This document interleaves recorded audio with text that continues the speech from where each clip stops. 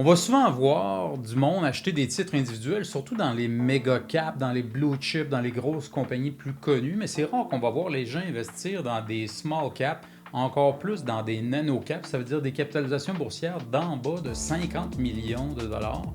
Donc en fait, c'est ce que j'ai fait, c'est ce que je voulais montrer. Pourquoi j'ai fait ça? Parce qu'en fait, je vois un risque asymétrique, donc je vois une belle opportunité que peu de gens voient. Puis c'est ce que je voulais faire. Mais attention, c'est pas une recommandation d'achat, aucunement au contraire, mais plus un type d'approche que j'utilise, que je voulais partager. Donc j'espère que tu vas apprécier. Manque pas ça. Première chose à dire, Contrôle Technologies, une petite compagnie canadienne, est une compagnie qui va opérer dans l'industrie du bâtiment intelligent. En anglais, on appelle ça le smart building. En fait, qui est une industrie qui permet à leurs clients, qui sont propriétaires de bâtiments, de pouvoir payer moins cher en termes de frais d'électricité. Donc, vont utiliser de la technologie, l'Internet des objets, ils vont utiliser l'intelligence artificielle, des méthodes d'automatisation pour payer moins cher, puis avoir une efficacité ou une utilisation plus efficiente de l'électricité. On va le voir, le contrôle ont eu une belle croissance dès 2017, beaucoup par acquisition. On va le voir sur le graphique. Là, il y a eu plusieurs acquisitions qui ont suivi en 2017, 2018 et 2020.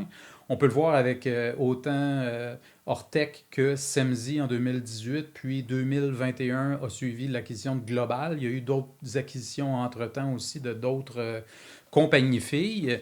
Et puis, ça a permis une belle croissance. On peut le voir sur le graphique qui montre la croissance des revenus, des profits bruts et puis des profits aussi. La compagnie a fini par dégager des profits en 2021 avec des très bons revenus là, en 2021. Malheureusement, toute bonne chose a une fin. En 2022, la COVID amène de l'inflation, des problèmes au niveau des chaînes d'approvisionnement. Et puis, Global, qui était la compagnie que Control avait achetée, était une compagnie de construction dans le HVAC, donc dans le chauffage, dans la ventilation et l'air climatisé. Et puis, eux faisaient de la construction autour de ces thèmes-là, si on veut, et puis utilisaient de l'automatisation.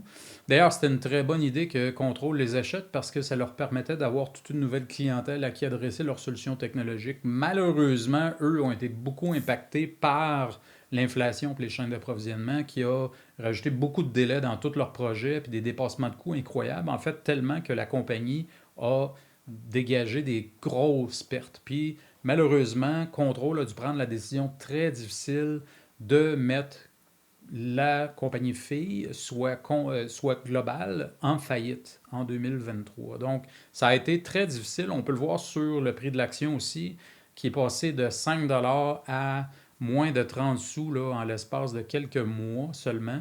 Donc, évidemment, le marché n'a pas très bien pris la nouvelle, puis ça l'a amené une grosse baisse au niveau des revenus. Puis, vu que l'acquisition s'était faite au niveau en utilisant de la dette, la compagnie se retrouvait quand même avec une bonne dette et puis ne voulait pas tomber en défaut de paiement. Donc, c'est là que Paul a dû changer de stratégie. Donc, face à cette incertitude-là, à la montée des taux d'intérêt, Paul Getty, le CEO, décide de réduire sa dette de façon significative. Pour ça, va vendre ses anciennes entreprises qu'il a achetées, en fait, les sous-filiales. Donc, autant Ortec, en 2023, va la vendre pour un montant de 6,4 millions.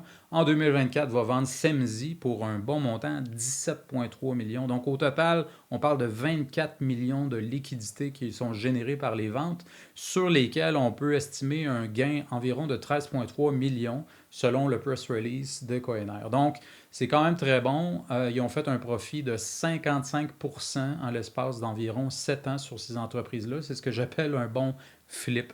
Surtout, ça leur a permis d'avoir la liquidité de rembourser la dette et puis d'avoir un bilan beaucoup plus sain, comme on peut le voir sur le graphique. Donc, en fait, la dette est remboursée pour la forte majorité. Il reste un 3,5 millions dû à Global qui faisait partie de l'entente d'acquisition, mais c'est en cours. Contrôle refuse de payer. On ne sait pas les détails. Ça va se régler éventuellement, soit que Contrôle gagne et puis on pas à payer la dette, ou ils perdent et doivent payer la dette plus intérêt, mais dans tous les cas, ils sont capables de payer la dette. Donc effectivement, ça a amélioré le bilan. Par contre, l'état des résultats a souffert. Les revenus ont diminué quand même de façon significative, passé de 50 millions annuels à peut-être 6 à 8 millions de revenus annualisés. Quand même une belle marge brute, 55%, c'est très sain. mais évidemment, les revenus ne sont rien par rapport à ce qui était auparavant. Donc, on se retrouve avec un beau bilan, c'est super, beaucoup d'argent, beaucoup de capital, et puis des revenus plus bas, avec une belle marge brute, puis une base de clients intéressante. Maintenant, c'est quoi le plan pour la croissance? Donc, c'est ce qu'on va voir. Il y a deux axes. Axe organique voulant dire croissance organique, comment que la compagnie va croître par elle-même avec la technologie, avec le produit. C'est plus ou moins clair, c'est encore un peu, excusez l'expression, fuzzy, là. On va attendre de voir un peu plus de clarté de ce côté-là. Oui, ils veulent utiliser certaines technologies dont l'intelligence artificielle, mais c'est pas nécessairement clair, ça va être quoi leur plan de croissance par rapport à ça. Moi, je mise beaucoup sur le deuxième axe, qui est l'axe de croissance par acquisition. Pourquoi? Parce que Paul l'a fait dans le passé. Il a acheté des belles compagnies à rabais, puis il les a fait croître, puis il les a amenés à un autre niveau. En fait, il les a regardés s'il n'avait pas été obligé d'améliorer son bilan, puis de clairer la dette, comme on dit. Donc, pour moi, c'est surtout cet axe-là qui est intéressant parce que je le sais qu'il l'a déjà fait, il est capable de le refaire. En fait, il en est où présentement? Il est toujours à la recherche. Il a commencé en 2023. 2024, il a failli se passer quelque chose. Il avait trouvé une compagnie, il avait fait une lettre d'intention qui était annoncée en octobre 2024, à travers laquelle une compagnie ontarienne de 3 millions de revenus, 550 000 d'EBITDA qui pouvait acheter. Malheureusement, ça ne s'est pas concrétisé. Ils ne se sont probablement pas entendus sur le prix, ce qui arrive. C'est très normal, très sain. Je pense que Paul Getty, le CEO, est très patient. Il va attendre les bonnes compagnies qui vont amener non seulement une synergie, mais qui va aussi être à un prix qu'il trouve abordable. Autre chose qu'il faut dire aussi, qui est annoncé dans le même press release, c'est que tant qu'à avoir de l'argent au bilan, il a décidé qu'il allait prendre une partie de ses actifs, puis au lieu de les mettre dans des bons du trésor, de le mettre dans du Bitcoin, environ jusqu'à 30%. Là. Donc, c'est à voir quand est-ce qu'il va les revendre, ces actifs-là. Est-ce qu'il va les garder sur le long terme ou il va tenter de jouer les cycles? On ne le sait pas. Par contre, ce qu'on sait, c'est qu'il les a achetés, les Bitcoins, dans le coin de 75 000 70 000 considérant qu'on est à 110 000 jusqu'à aujourd'hui, c'est encore une bonne idée, une bonne décision. On verra qu'est-ce qu'il va décider de faire. Côté valorisation et bilan, ce qui est super intéressant pour moi là, de contrôle, c'est que présentement, là, est évalué en dessous de la valeur, si on veut, net courant. Donc, ça veut dire quoi? Ça veut dire que si on prend les actifs court terme, là, donc tant le cash, les comptes à recevoir, même les bons du trésor, le Bitcoin, on prend tout ça, puis on soustrait toute la dette, on arrive avec une valeur qui est en haut de 8,5 millions, qui est en haut, en fait, de la capitalisation boursière. Ça veut dire que présentement, il n'y a pas vraiment beaucoup de risques pour moi d'acheter parce que ça vaut moins que la valeur cash, si on veut, de liquidation de tous ces actifs de la compagnie.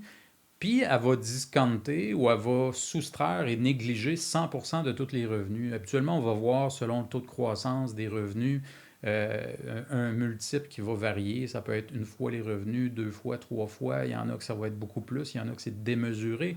Mais contrôle, c'est 0 fois. Donc, on ne considère même pas la business, le présentement. On ne considère même pas la valeur cash qu'ils ont au bilan.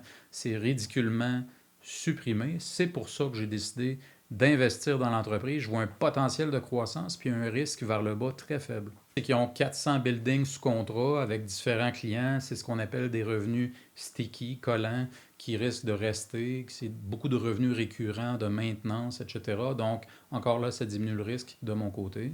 Deux points qui favorisent. Le CEO a 11% des actions de la compagnie, ce qui est énorme.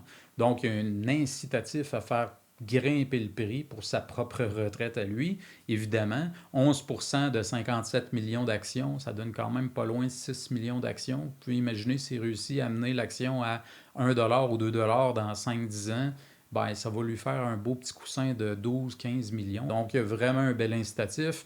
Deuxièmement, ben, la compagnie fait des buybacks. Là, donc, depuis quand même 2 ans, là, ils vont faire jusqu'à environ 5% par année environ là, de buyback, ce qui n'est pas énorme, mais typiquement, ils vont être limités par jour, environ 35 000 actions qu'ils vont acheter. Quasiment tous les jours, on va le voir acheter là, sur le marché. Mais bon, c'est pas assez de volume pour faire bouger, évidemment, le prix.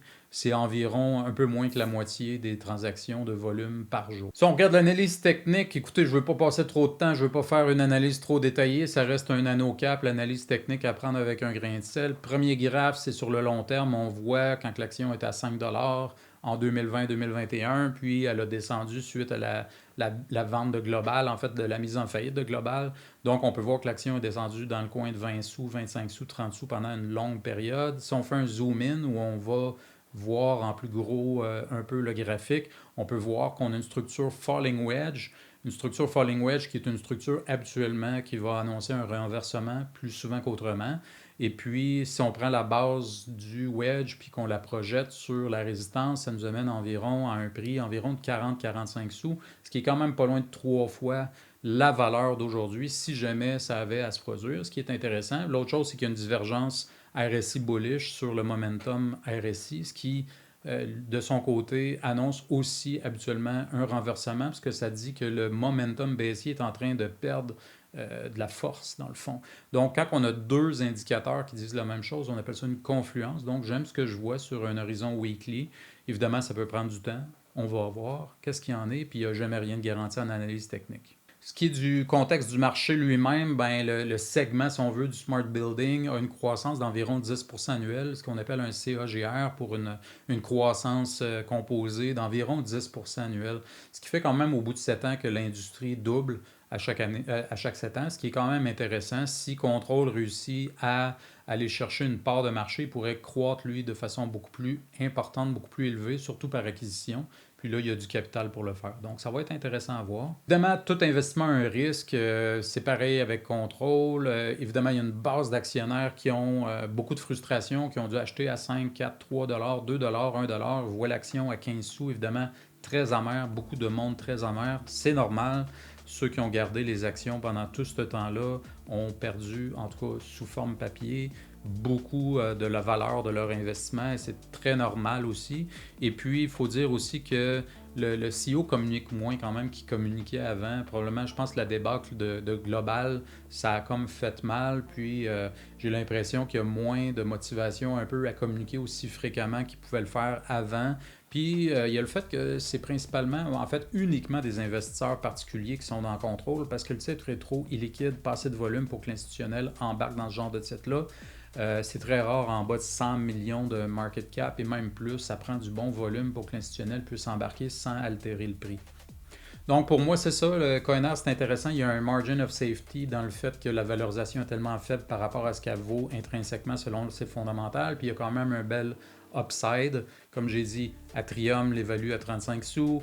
D'un point de vue analyse technique, j'arrive à environ un prix cible qui peut ressembler à 40-45 sous. C'est pas impossible de penser que s'il réussissait une acquisition, il pourrait faire monter le titre dans ces eaux-là. Qui sait, ça va être à voir, il n'y a aucune garantie, mais j'aime mon risque ici, surtout quand je compare au SP500 qui se retrouve dans le 100e percentile au niveau des valorisations.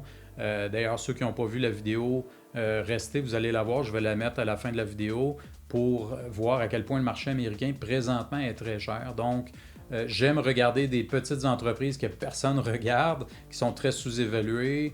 C'est très dans l'approche Peter Lynch de trouver des petits joyaux dans des industries qui ont un fort potentiel. Ça va aussi dans le même sens que ce que Warren Buffett dit d'acheter quand il y a du sang dans la rue. Buy when there's blood in the street. Est-ce que c'est une recommandation d'investissement? En fait, non, absolument pas.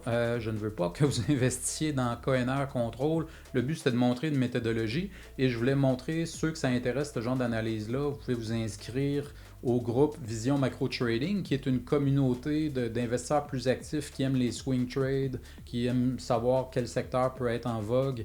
Et puis, j'aime aussi donner un peu un contexte au niveau macro de qu'est-ce qui fait du sens ou non, selon on est où dans le cycle économique. Donc, si c'est le genre de choses qui t'intéressent, tu aimes l'analyse fondamentale, l'analyse technique, l'analyse macro, évidemment, puis tu es plus un investisseur plus actif, je t'invite à t'inscrire. Tu as juste à me démontrer que c'est quelque chose qui t'intéresse, puis je vais te donner l'information sur comment faire pour, si tu veux avoir plus d'informations, pour savoir comment t'inscrire à ce groupe-là. Sinon, ben écoute, on se voit la semaine prochaine. Et puis, n'hésite pas à faire un like et lâcher un petit commentaire sur la chaîne si ça t'intéresse. Merci. Cheers.